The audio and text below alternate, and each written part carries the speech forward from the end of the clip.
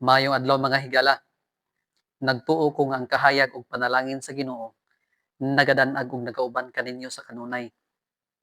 Welcome sa atong panag-uban dinhi sa kahayag taliwala sa kangitngit.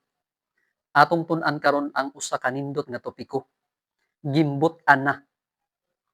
Mutuo ka ba nga ang tawo gimbut-an na o ang tawo gitakda na ang kapalaran sumala sa kabubut-on sa Dios ngadto sa kaluwasan o kalaglagan? Atong tun-an ang Biblia bahin niini nga hisgutanan. Adunay usa ka bata nga natawo sa lugar nga puno sa pagkadautan. Mingtubo siya nga walay pagdisiplina sa ginikanan.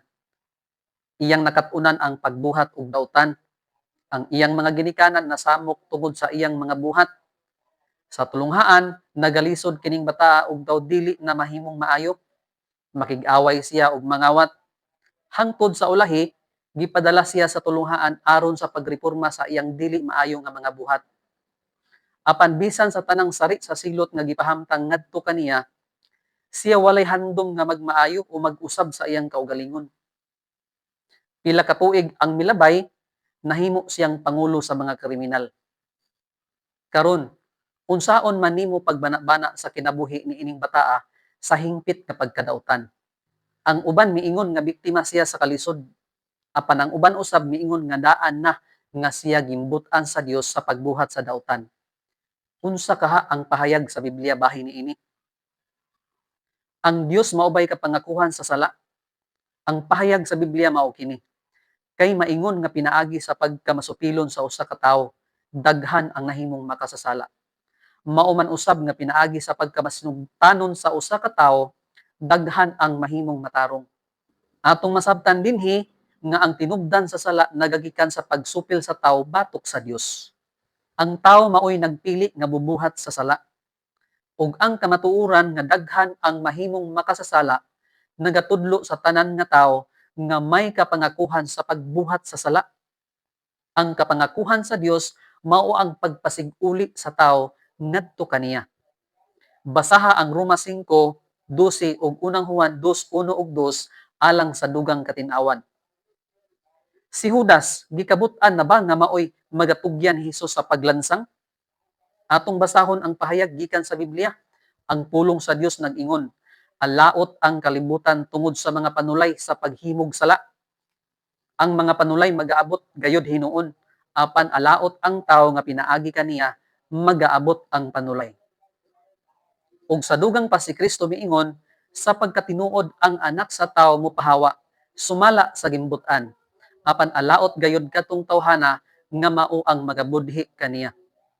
Masabtan nato ani nga mga teksto nga ang Dios wala magbutang og mga paagi sa unahan aron ang tawo makabuhat og dautan. Kung ang Dios pa maoy nagtuyo sa kinabuhi ni Judas aron budhian niya ang anak sa tawo nga mao si Kristo, nan ang Dios usab maoy responsable nganong nahimong alaot ang kinabuhi ni Judas. Ang kamatuoran mao kini nga nakita na daan sa Dios sa umalabot nga si Judas maoy magbudhi ni Kristo. Ug ang Dios wala mag-usab sa pagabuhaton ni Judas tungod kay ang tawo gihatagan man sa Dios og kagawasan sa pagpili sa maayo ug dautan. Si Kristo nag-ampo og nag-atiman pagani sa iyang mga tinun-an, apil na niini si Judas. Masabtan nato karon nga wala gayud gipakatawo si Judas aron lang budhian si Hesus. Apan tungod kay ang Dios gamhanan man ug nasayod sa tanang butang nga mahitabo sa ulahing mga adlaw, gipadayag na sa Dios diha sa Biblia nga adunay tawo nga magbudhi ni Kristo. Ang Biblia nagahisgot ba og gikabut-an ng daan? Adunay pahayag ang Biblia bahin niini nga nag-ingon, kita nasayod nga diha sa matag usa ka butang ang Dios nagabuhat og maayo uban kanila nga mga nahigugma kaniya ug mga tinawag sumala sa iyang katuyuan. Kay sila nga mga giilan niyang daan, gikabut-an usab niyang daan nga mahisama sila sa dagway sa iyang anak. Aron kini siya mahimong maoy panganay sa daghang mga igsuon. Masabtan nato karon nga ang Dios aduna nay daan nga iyang giila o gimbut-an na niyang daan nga mahisama sila sa dagway sa iyang anak. Ipasabot nako og maayo aron imong masabtan nga kining giila ng daan sa Dios o iya nang gikabut-an daan tungod kay siya gamhanan man mao kini sila ang nakita sa Dios sa ulahing mga adlaw nga nagpili sa Dios ingon nga ilang agalon ug manluluwas. Ang uban nagaingon nga kun ang Ginoo nahibalo ng daan nga ako maluwas ba o malaglag ba kaha, ngano nga magsamok pa man ako sa pagkakristohanon. Ang tubag ani nga pangutana, yano kaayo og mao kini. Ang Ginoo nahibalo ng daan tungod kay siya gamhanan kaayo ug kita lamang ang wala mahibalo sa atong kaugmaon. Busa atong gamiton ang kahigayunan sa pagpili. Magpili ba kita sa pagdawat o sa pagsalikway sa iyang Dios nung grasya? Sa yano nga pagkasulti, ang Ginoo dili maoy nagpili sa tao aron luwason niya o aron laglagon niya, kundili ang tao mismo maoy nagpili kung moalagad ba siya sa Dios o magbuhat ba siya sa kadautan nga mosangpot ngadto sa kaluwasan o kalaglagan. Ug alang niadtong tawo nga naila ng daan sa Dios o nakita na daan sa Dios nga mununot ug magpabilin kaniya hangtod nga may kinabuhi pa siya, mao kini sila ang iyanang gikabut-an. Tungod kay ang Ginoo nahibalo na sa tanan. Gikabut-an na niyang daan nga ang tanan mahisama kaniya. Kini mao ang igong kamatuoran nga gikabut-an na nga walay usa ka nato nga mawala. Kay ang Ginoo makatan-aw ng daan sa unahan kung kinsa ang iyang pinili. Wala kini nagpasabot nga naay wala gipili ang Dios, kundili ang mga pinili sa Dios mao kadtong nakita sa Dios sa unahan nga wala mubulag sa pagtuo ug pag-alagad kaniya. Basaha ang unang Pedro 1 bersikulo 2 alang sa dugang nga pagtuon. Ang pinili gikabut-an na sa kaluwasan ubos sa sabot nga sila magmasinugtanon sa Dios.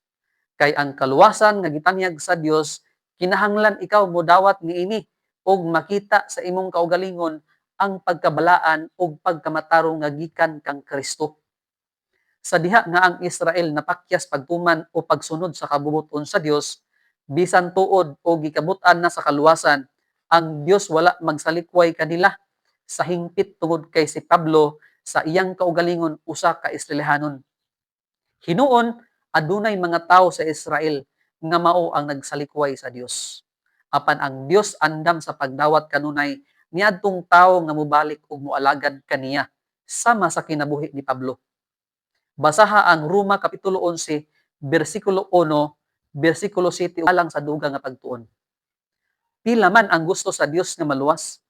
Adunay tubag ang Biblia niini nga nag-ingon, karon una sa tanan ako magaagda nga ang mga pangamuyo, mga pagampo, mga paghangyo, o mga pagpasalamat kinahanglan pagahimuon alang sa tanang tao. Kini maoy maayo og pagakahimut-an sa pananaw sa Dios nga atong manluluwas. Nga nagatinguha nga ang tanang mga tao mga luwas unta ug managpakakabot sa kahibalo sa kamatuoran. Sumala ani nga teksto, gusto gyud sa Dios nga ang tanan mga luwas unta ug masayod sa kamatuoran. Unsa man ang liyabi ni ining pulong gikabut-an, atong basahon ang pahayag niini gikan sa Biblia nga nag-ingon, kay maingon nga diha kang Adam ang tanan nangamatay. Maingon man usab diha kang Kristo ang tanan nangabuhi. Klaro kaayo dinhi nga teksto nga ang panimalay maoy gikabut-an, dili ang matag usa ka tawo. Dili kita mutuo nga gimbut-an sa Dios ang tawo ug wala nay kagawasan sa pagpili nga moalagad kaniya aron maluwas. Kay ang Dios wala nagtudlo niini nga panghuna-huna. Ang gimbut-an lamang sa Dios mao ang panimalay ni Adam nga mamatay. Usab ang panimalay ni Kristo gikabut-an ng daan nga mabuhi. Adunay duha kabutang ang gihisgutan dinhi sa Roma 5 bersikulo 18. Una, tungod sa sala ni Adam, miabot ang kamatayon. Ug ang ikaduha, mao ang walay bayad nga gasa sa pagkamatarong ni Kristo nga mao ang kinabuhi. Atong masabtan karon nga kinahanglan di ay kaayo sa usa ka tawo nga mahimong sakop sa panimalay sa Dios nga maoy gikabut-an nga makabaton og kinabuhi. Unsaon man sa tawo nga mahimong sakop sa panimalay sa Dios? Atong basahon ang pahayag sa Biblia nga nag-ingon, apan sa tanang midawat kaniya, sa tanang mituo sa iyang ngalan, kanila naghatag siyag kagahom sa pagkahimong mga anak sa Dios. Ang teksto sayon kaayong masabtan. Dawata lang og tumuo ka kang Kristo Hesus ug siya maghatag og kagahom nga ikaw ug ako mahimong mga anak sa Dios. Unsa man ang gikabut-an sa Kristohanon, ang pulong sa Dios nag-ingon, pinaagi kaniya, pinaagi kang kinsa usab kita nahimong panulundon. Kita gikabut-an ng daan sumala sa katuyuan sa pagpalihok sa tanang mga butang, sumala sa laraw sa iyang pagbuot. Pinaagi sa gugma, kita iyang gipili nga daan aron mahimong iyang mga anak nga sinagop pinaagi kang Kristo Hesus. Sumala sa tuyo sa iyang kabubuton. Atong masabtan ani nga teksto nga si Kristo nagasagop ni adtong mudawat kaniya ngadto sa iyang panimalay. Ug kung siya nahimo ng sinagop, siya gikabut-an na nga makadawat sa panulundon kung siya magapabilin nga matinumanon nganha sa panimalay sa Dios. Kini mahimo pinaagi sa kamatayon ni Kristo. Basaha ang Efeso 2, bersikulo 1 ug 2, 12 ug 13 ug kapitulo 5, 6 alang sa dugang nga pagtuon. Kinsa man ang maluwas, atong basahon ang sulat ni Juan nga nag-ingon, kay gihigugma gayud sa Dios ang kalibutan nga tungod ni ana gihatag niya ang iyang bugtong anak aron ang tanan nga mosalig kaniya dili malaglag kundi may kinabuhing dayon. Sumala sa teksto, maluwas kadtong mga tawo nga mosalig kang Kristo. Ug sa dugang pagpasantop bahin sa pagkalinuwas sa tawo, ang sulat ni Pedro nag-ingon, busa mga igsuon, paningkamuti sa labi pagayod nga masiguro ang inyong pagkatinawag ug pagkapinili kay kun inyong himuon kini dili gayud kamo mahulog ug sa ingon ni ana aduna unyay madagayaong pagpahigayon alang kaninyo sa usa ka madaugong pagsulod ninyo ngadto sa dayong gingharian sa atong Ginoo ug manluluwas nga si Kristo Hesus.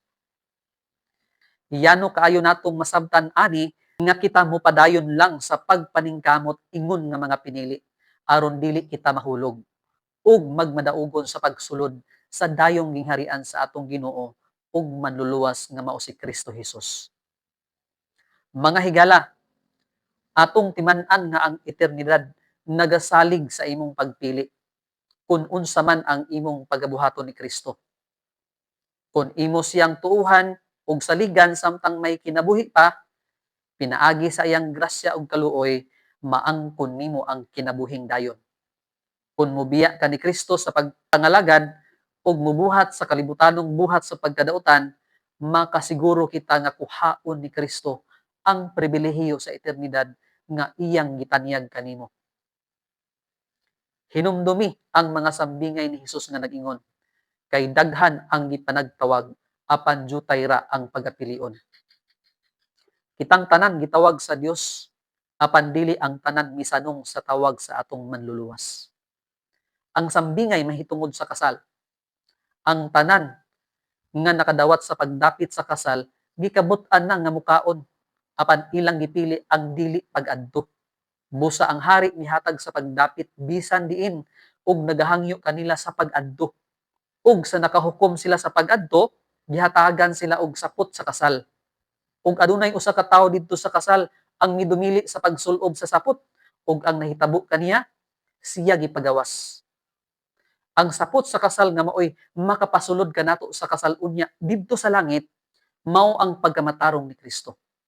Sa diha nga gipili nimo si Kristo, imong gipili ang kinabuhing dayon. Daghang salamat sa inyong pagtan-aw. Ayaw kalimot sa pag-like, pag-share, o pag-subscribe aron updated ka pirmi sa bag-o nga topiko. Kita-kita ta sa sunod na pod nga video ug akong pahinaot nga ang kahayag ug panalangin sa Dios magauban kaninyo sa kanunay